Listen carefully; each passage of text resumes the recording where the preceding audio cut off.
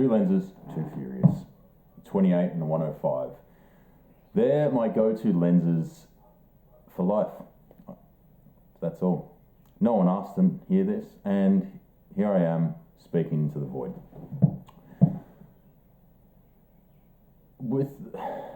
I was looking for a setup to best express what I was seeing and what I was wanting to show. And I tried a number of different lenses and lens combinations. A long time ago I had a 24-70, and one problem I had noticed with that as well is I never found a distinct look of a photo that I wanted or a style. I was always just bouncing in between, like zooming in between, and I never actually set myself up for just framing with a certain aspect in mind, or like a certain view in mind, like the 28 gives, or whatever the view is. It could be 28, 35, 50. I just never, for a long time, never found like a way to lock in a look in my mind when I'd see a scene. I'm like, okay, right now I know how to start layering this and setting up the frame. And something I've really focused on lately, or not even lately, the last few years, is having context and connection in my photos. And these can be done with any lenses. But for me, I found, mostly I got away with it with a 28. I tried to have just the 28 for a long time, but there were certain times where I couldn't get close enough, and I don't want to crop my photos either. I don't really like the look of that.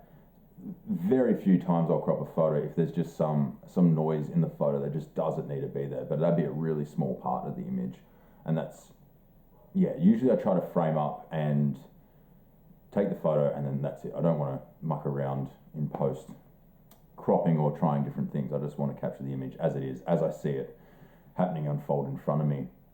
And I tried a lot with the 28. There were times I was like, it would be good if I had something tighter. And I tried a combination of 35 and 50 when I used to shoot Fuji. And it was like 23 and 35, I think is what they call them. But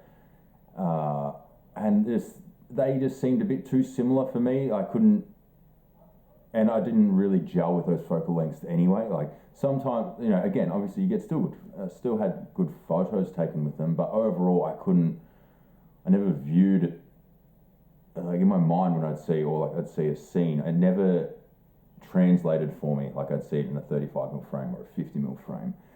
And straight up not a fan of 85mm. I think it's a bit of a cop-out look.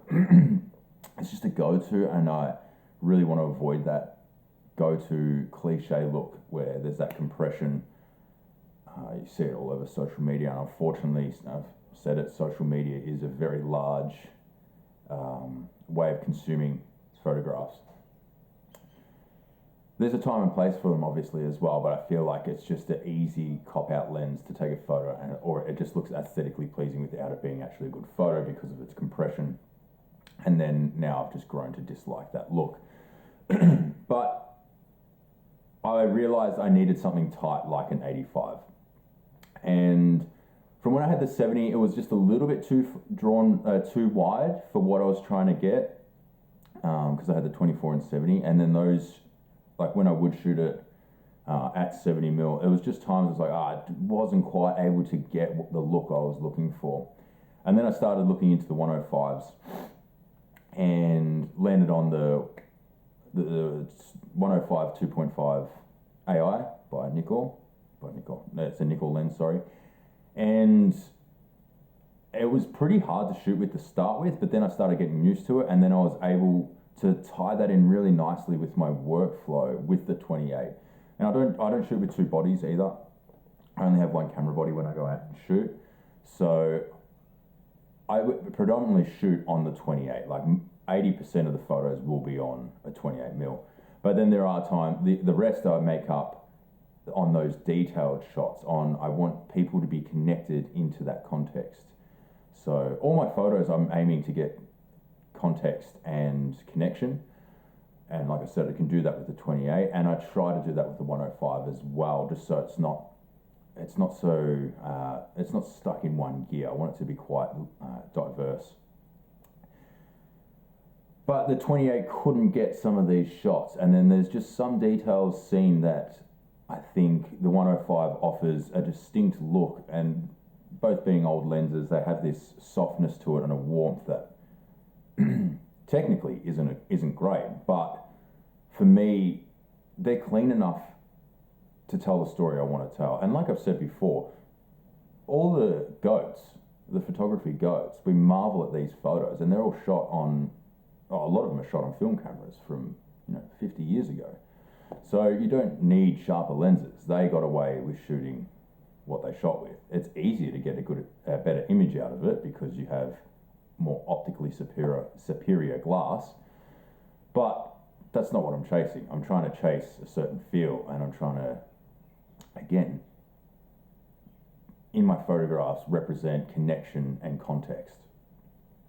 So yeah, having bounced around between a few different lenses, the 28mm just worked perfectly for just capturing life as it happened, and then I try to make the photo so if anyone viewing the photo feels immersed in that scene. And then with the 105, I use that to contrast on that near 20%. It's not 100% locked in at that 20%. I'm just, spitballing. But the 105 gives it that bit of contrast and breaks it up from just being all these, dynamic shots of like things happening around them and feeling sometimes chaotic, because that's what I'm trying to display. If the space is chaotic and there's an energy, I want to display that. But then sometimes you want to display, there's calm as well in wider spaces and these wider shots that I want to show. But then those times in between, the moments in between, the 105 is just perfect at separating and pulling you back out. And I feel like, almost like my philosophy on like a workflow, like an 80-20, just like constantly going at 80%, and then that 20% is when you can push and you can pull back and you reset and you gather yourself. And I sort of use that lens with that philosophy as well. It's just like, I don't want to just be only shooting at a 105. That's not what I want to be, it's not how I want to be expressing myself or expressing the scenes that are unfolding around me. But there are times where that is the right tool for me to use, and the 28 most of the time is the perfect tool for me. So I just wanted to talk about that pairing and the two lens, two furious combo. And anything can be too something too furious. I used to use it a lot in hospo when you'd have two spros up, so two spros too furious. It's just ridiculous. You can do it with anything. You could be too fast, too furious, but there's just no end to what too something too furious could be. And that's sort of what I'm getting at. This two lens combo could be anything. It doesn't need to be 28, 20 and a 105, but that's where I've landed, and I like it. So giddy up.